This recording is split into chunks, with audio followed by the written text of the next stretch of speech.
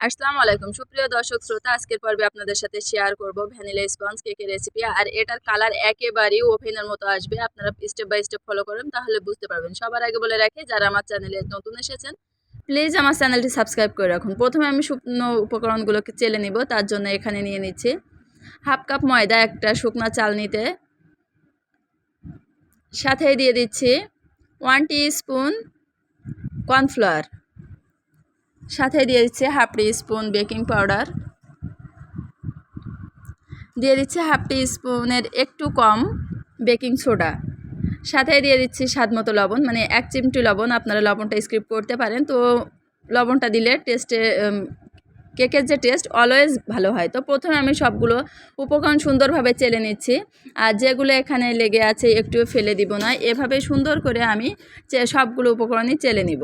তো দেখতে পাচ্ছেন আমার সবগুলো উপকরণ চালা হয়ে গেছে, আর আমি এখানে একটুও ফেলিনি। এরপর যে আমি যে শুকনো উপকরণগুলো চেলে নিয়েছি সেগুলো একটা স্প্যাচুলা দিয়ে এভাবে একটু নাড়িয়ে নিচ্ছি, যাতে করে সবগুলো উপকরণ একসাথে মিশে যায়। এখন ঢাকনা দিয়ে ঢেকে একপাশে রেখে দিচ্ছি। এখন এখানে একটা বোল নিয়ে নিচ্ছি, তাতে দিয়ে দিচ্ছি 2টা ডিম। অবশ্যই ডিম 2টা রুম টেম্পারেচারে থাকা লাগবে, ফ্রিজের ডিম দিয়ে কখনোই হবে না। সাথে দিয়ে দিচ্ছে হাফ কাপ চিনি। হাফ কাপ ময়দার জন্য হাফ কাপ চিনি আনাফ। আপনারা যদি মিষ্টি কম খেতে চান সেক্ষেত্রে এছাড়া একটু কম দিতে পারেন। এখন ইলেকট্রিক বিটার দিয়ে এটা আমি বিট করে নিব। এখন একেবারে লো স্পিডে বিট করব। তারপরে যখন একটু ডিমটা ফেনা ফেনা উঠবে সেই পর্যায়ে আমি মিডিয়াম স্পিডে দিয়ে প্রথম থেকে শেষ পর্যন্ত বিট করে নিব। তো দেখতেই পাচ্ছেন এখানে ডিমের ফোমটা কিছুটা ফোমি ভাব চলে এসছে। এ পর্যায়ে আমি পাশের চিনিগুলো মাঝখানে দিয়ে দিচ্ছি। অবশ্যই এভাবে স্প্যাচুলা দিয়ে নাড়িয়ে দিতে হবে, না হলে নিচে কিন্তু চিনি লেগে থাকবে। তখন চিনি আস্ত থাকলে কেকের উপরটা অনেকটা ভেজা ভেজা ভাব থাকবে, তখন দেখতে ভালো লাগবে না, প্লাস ডেকোরেশন করতে সমস্যা। তো এ পর্যায়ে আমি এখন যে বিটারের স্পিড সেটা দিয়েছি। আমার এখানে 5টা বিটার, মানে 5 দাগ পর্যন্ত আছে, আমি সেখানে 3 দিয়ে বিট করছি। তো এখন আমি প্রথম থেকে শেষ পর্যন্ত 3 দিয়ে বিট করব। আর মাঝে মাঝে অবশ্যই স্প্যাচুলা দিয়ে চারিপাশ থেকে নাড়িয়ে মাঝখানে দিয়ে দিয়েছি, প্লাস নিচেরগুলো উপরে উঠিয়ে দিয়েছি, যাতে করে চিনিটা সম্পূর্ণভাবে গলে যায়। তো দেখতে পাচ্ছেন এখানে আমার ফোমটা হয়ে গেছে। আর এটা কেমন হয়েছে, একেবারে কালারটা চেঞ্জ হয়ে গেছে, প্লাস কিছু লেখার সাথে সাথে সাথে সাথে মিলিয়ে যাচ্ছে না, কিছুক্ষণ থাকছে। এ পর্যায়ে আমি বিটারের কাঁটাটা খুলে নিয়েছিলাম। পরে মনে হলো যে আমার এখানে তেল দেওয়া হয়নি, তারপরে আমি আবারও বিটারের কাঁটাটা লাগিয়ে নিয়েছি। নিয়ে এখানে 1 টেবিল চামচ দিয়ে দিচ্ছি সয়াবিন তেল। তেলটা দেওয়ার পরে মাত্র 15 সেকেন্ড বিট করব, না হলে ডিমের ফোমটা বসে যেতে পারে, তখন কেকটা ভালো হবে না। এজন্য অবশ্যই চেষ্টা করবেন 15 সেকেন্ড বিট করে তারপরে এটা স্টপ করা। তো আমি এটা 15 সেকেন্ডই বিট করেছিলাম। তারপরে এখানে বিটারের কাঁটা খুলে নিয়ে একটা বিটারের কাঁটা রেখে দিয়েছি এটা মেশানোর জন্য। দিয়ে দিলাম এখানে হাফ টিস্পুন হোয়াইট ভিনেগার। আপনারা অবশ্যই চেষ্টা করবেন হোয়াইট ভিনেগারটা দেওয়ার জন্য, তাতে করে যে থাকে আটাটা আমরা নিই সেটা একেবারেই অ্যাক্টিভ থাকে। আর যে শুকনো উপকরণগুলো আমি নিয়েছিলাম সেখানে এগুলো সুন্দরভাবে কয়েক ধাপে চেলে দিব। এখন দিয়ে দিলাম যে গুঁড়া দুধ, এটা হচ্ছে 1 টিস্পুন। তো এভাবে আমি কয়েক ধাপে দিয়েছিলাম, আর এভাবে খুবই আলতো হাতে এটা নাড়িয়ে নিচ্ছি। আপনারা চেষ্টা করবেন একটু সময় নিয়ে এটা করার জন্য। আর এরই মাঝে আমি চুলায় একটা হাঁড়ি বসিয়ে দিয়েছি, সেটা ফ্রি হিট করতে দিয়েছি। ঠিক এ পর্যায়ে সেটা দিয়ে দিবেন, যাতে করে 5 থেকে 7 মিনিট সেটা ফ্রি হিট হয়। তো দেখতে পাচ্ছেন আমি কয়েক ধাপে এটা দিয়ে দিচ্ছি আপনাদের দেখানোর সুবিধার্থে। আমি 2বার দেখিয়ে দিয়েছি, আর এভাবে আলতো হাতে নাড়িয়ে নিচ্ছি। একটু সময় হলে লাগলেও আস্তে আস্তে দেখবেন এটা সুন্দরভাবে মিশে গিয়েছে। তো দেখতে পাচ্ছেন এখানে সম্পূর্ণটা আমার মিশানো হয়ে গেছে, আর এটার ঘনত্বটা ঠিক এরকমই হয়েছে। তো এ পর্যায়ে আমি এখানে দিয়ে দিব ভ্যানিলা এসেন্স। আপনারা যে কোনো ব্র্যান্ডের এটা ইউজ করতে পারেন। আমি এখানে দিয়েছি হাফ টিস্পুনের থেকে একটু বেশি, হাফ টিস্পুন দিয়েছিলাম, পরে মনে হলো আরেকটু দিলে ভালো হয়, তো অফ ক্যামেরা আমি দিয়ে নিয়েছিলাম। দেওয়ার পরে আরও কিছুক্ষণ এভাবে আলতো হাতে নাড়িয়ে নিব। আর আমি কিভাবে আলতো হাতে নাড়াচ্ছি আপনার স্ক্রিনে লক্ষ্য করলে বুঝতে পারবেন। যদি খুব দ্রুত নাড়ানো হয় সেক্ষেত্রে ডিমের ফোমটা বসে যাবে, তখন কিন্তু কেকটা ভালো হবে না। আর কেকটা যাদের চুপসে যায় তারা এই স্টেপটা ফলো করবেন, যে ফুলার পরে চুপসে যাচ্ছে, তো এভাবে আলতো হাতে নাড়ালে দেখবেন সেটা আর চুপসাবে না। এখন আমি এটা সুন্দরভাবে যে বিটারের কাঁটায় যেটুকু লেগে আছে একটুও ফেলে দিব না, সবগুলো এরকম স্প্যাচুলা দিয়ে সুন্দর করে নামিয়ে নেব। এখন আমি এখানে 7 ইঞ্চির একটা রাউন্ড মোল নিয়েছি, সেখানে বেকিং পেপার দিয়ে একটু তেল দিয়ে ব্রাশ করে নিয়েছি। এখন সম্পূর্ণটা বেটারটা এখানে নামিয়ে দিচ্ছি। আর এটা কতটা ঘনত্ব, মানে কেমন ঘন হয়েছে সেটা বুঝতেই পারছেন। আর আমি সুন্দরভাবে এটা নামিয়ে দিয়ে এখন একটা শাসলিকের কাঠি দিয়ে এভাবেই নাড়িয়ে দিচ্ছি, যাতে ভিতরে কোনো ফাঁকা না থাকে। তো এভাবে অবশ্যই দিতে হবে, না হলে কেকটার যখন ফুলবে ওর ভিতরে অনেকটা ফাঁকা ফাঁকা থেকে যায়। এজন্য চেষ্টা করবেন দেওয়ার জন্য। এখন কয়েকটা বার আমি ট্যাপ করে নিচ্ছি, যাতে ভিতরে বাবলসগুলো বের হয়ে চলে আসে। এখানে আমি ভিতরে একটা কাগজ দিয়ে দিয়েছি, লেখালেখির কাগজ যেটা বলেন, সেটা লক্ষ্য করলে বুঝতে পারছেন। আর এটা কতটা গরম হয়েছে বুঝছেন। এখন আমি এই মোলটা এখানে দিয়ে দিচ্ছি, আর এই কাগজটার জন্যই কিন্তু একেবারে ওভেনের মতো কালারটা উপরে আসবে। তো অপেক্ষা করছি 25 থেকে 27 মিনিটের জন্য। আমি 25 মিনিট পরে চেক করেছিলাম যে সেটা হয়ে গেছিলো, তো আরও 2 মিনিট রেখেছিলাম যাতে করে কালারটা সুন্দর আসে। দেখতে পাচ্ছেন কালারটা কতটা সুন্দর এসেছে। এখন আমি চুলাটা অফ করে দিচ্ছি, যাতে করে আরও 5 থেকে 6 মিনিট রেখেছিলাম যে কেকটা যাতে একেবারেই না চুপসাই। তো এ পর্যায়ে আমি আপনাদের একটু চেক করে দেখাই। এখানে আমি রাইস কুকারের হাঁড়ি দিয়েছি। এটা সুবিধা হচ্ছে এই যে এই ছিদ্রটা খুলে আমি চেক করে নিয়েছিলাম, এখানে একেবারে কাঠিটা ক্লিন চলে এসছে। তো আপনারা একেবারে সাথে সাথে ঢাকনা না খুললে এভাবে রাইস কুকারের হাঁড়িতে বসিয়ে এভাবে ছিদ্র দিয়ে একটু একটা কাঠি ঢুকিয়ে টেস্ট করে নিতে পারেন। আমি এখানে 10 মিনিট পরে ঢাকনাটা খুলেছিলাম চুলাটা অফ করার পরে, আর এটা কিন্তু একটুও চুপসায়নি। আর কতটা সুন্দর হয়েছে কালারটা আসলে বোঝা যাচ্ছে না ক্যামেরাতে অতটা, আপনারা যখন নিজেরা তৈরি করবেন তখন বুঝতে পারবেন। এখন শার্প নাইফ দিয়ে চারিপাশটা কেটে আমি এভাবেই রেখে দিচ্ছি, যতক্ষণ না পর্যন্ত ঠান্ডা না হবে ততক্ষণ পর্যন্ত আমি এটা রেখে দেব।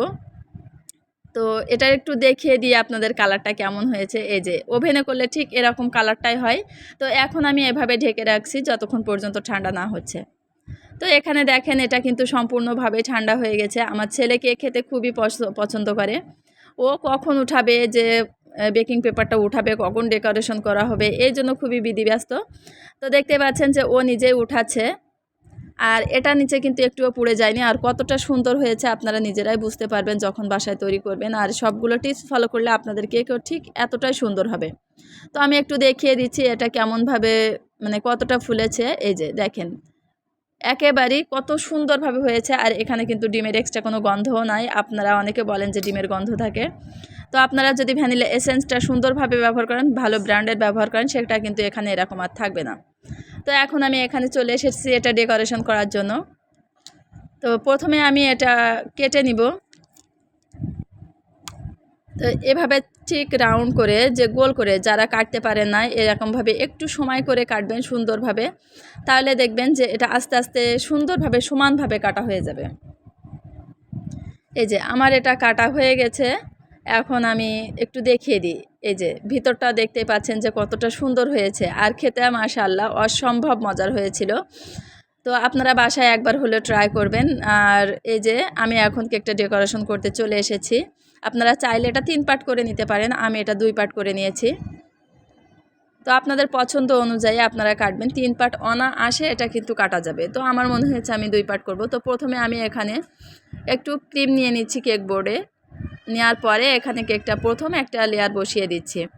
তো এটা আমি ক্রিমটা হাফ কাপের একটু বেশি ক্রিম নিয়ে এখানে বিট করে নিয়েছিলাম। আর এখানে দিয়ে দিচ্ছি মিল্ক সুগার। আপনারা চাইলে যে কোনো মানে চিনি গুলায় এখানে দিতে পারেন। তো আমি এখানে ক্রিম সহ, ক্রিমের সাথে একটু হালকা পানি গরম করে এখানে দিয়ে তারপরে এখানে দিয়ে দিচ্ছি। দেওয়ার পরে এখানে ক্রিমটা দিয়ে দিচ্ছি, দিয়ে সুন্দরভাবে এভাবে মাখিয়ে নিব। আস্তে আস্তে করে মাখাবো, যাতে করে সব জায়গায়, এটাকে বলে ক্রাম ফুটিং, যাতে করে উপর থেকে যে মানে গুড়ি গুড়ি ভাব থাকে সেটা যাতে না আসে। তো প্রথম স্টেপটা দেওয়ার পরে আমি দ্বিতীয় লেয়ারটা দিয়ে দিচ্ছি। আপনারা চাইলে উপরের যে অংশটা আছে এটা একটু হালকা কেটে ফেলে দিতে পারেন, মানে উঠিয়ে নিতে পারেন। আমার মনে হচ্ছে কাটা লাগবে না, এর জন্য আমি এভাবে রেখে দিয়েছি। এখন আমি আবারও একটু ক্রিম দিয়ে দিচ্ছি, দিয়ে এভাবে সুন্দর করে মিশিয়ে দিব, যাতে করে উপরের যে গুঁড়ি গুঁড়ি ভাব সেটা কোনো প্রকারে না থাকে। তারপরে এটা যখন মিশানো হয়ে যাবে, আমি আধা ঘন্টার জন্য নর্মাল ফ্রিজে রেখে দিব। আপনারা যারা হাতে সময় না থাকলে ডিপ ফ্রিজে 10 থেকে 15 মিনিটের জন্য রাখতে পারেন, তাতে করে যে এটা একেবারে সেট হয়ে যাবে। তখন সুন্দরভাবে এটা কিন্তু ডেকোরেশন করা যাবে পরে ক্রিম দিয়ে। তো এটা আমি ফ্রিজ থেকে বের করে নিয়ে এসেছি 25 মিনিট পরে। এ পর্যায়ে আমি এখন এটা সুন্দরভাবে ডেকোরেশন করে নেব। আসলে হাতে অত বেশি সময় ছিল না, এই জন্য কোনো রকম একটা ডিজাইন আমি করে নিয়েছিলাম। আর এতটাই গরম ছিল যে ক্রিমটা খুব দ্রুত গলে যাচ্ছিলো, এজন্য আমি সুন্দরভাবে কোনো প্রকার ডিজাইন নিয়ে আসতে পারছিলাম না, এজন্য যে কোনোভাবে একটা করে দিয়েছিলাম। তো এই পর্যায়ে আমি পাইপিং ব্যাগে নিয়ে নিয়েছি ক্রিমটা। নেওয়ার পরে ক্রিমের যে সামনে মানে পাইপিং ব্যাগের সামনের অংশটা কেটে ঠিক এভাবেই দিয়ে দিচ্ছি। আপনারা চাইলে যে কোনো নজেল দিয়েও দিতে পারেন, আমার কাছে নজেলে মুহূর্তে সামনে পাচ্ছিলাম না, এই জন্য এভাবেই আমি করে দিয়েছি। তো দেখতে পাচ্ছেন আমি এভাবেই আলতো হাতে এটা সুন্দরভাবে পাশ দিয়েও দিয়ে দিচ্ছি, যাতে করে ডেকোরেশনটা সুন্দরভাবে করা যায়। তো একটু সময় নিয়ে, যারা একটু নতুন আছেন তাদের অনেকটা সময় লাগবে। তো আস্তে আস্তে করতে করতে আমি নতুনদের জন্য জাস্ট দেখিয়ে দিচ্ছি যে ঠিক এভাবেই করবেন, খুব বেশি তাড়াহুড়া করার দরকার নাই যদি মনে হয় যে গলে যাচ্ছে। আর এরকমভাবে আমি পাশ দিয়েও একটু সমান করে দিচ্ছি, আর এটা দিয়ে যদি সমান করা হয় সেক্ষেত্রে খুব দ্রুতই হয়ে যায়, ফিনিশিংটা সুন্দর আসে। তো যেখানে আমার ক্রিম লাগবে মনে হচ্ছে আমি সেখানে অল্প অল্প ক্রিম দিয়েছি, আর এভাবে আলতো হাতে এটা করে নিয়েছি। তো কিছু টাইম ডেকোরেশন করতে সময় লেগেছে, তারপরে আমি কোনো রকমভাবে একটা ডিজাইন করে দিয়েছি, আর খেতে অসম্ভব মজা হয়েছিল মাশাআল্লাহ, আপনারা দেখতেই পাচ্ছেন। আর উপরে এরকমভাবেই কিছু আমি বাটারফ্লাই দিয়ে দিয়েছি, দিয়ে এভাবে একটু হালকা ডিজাইন করে নিয়েছি। আপনারা যে কোনোভাবে করে নিতে পারেন। তো কেমন লাগলো আমার রেসিপিটা একবার হলেও বলবেন। তো সবাই ভালো থাকবেন। আজ এই পর্যন্ত। আমার জন্য দোয়া করবেন, আমার ফ্যামিলির জন্য দোয়া করবেন। আর কেকটা কেমন হলো অবশ্যই জানাবেন। আল্লাহ হাফেজ।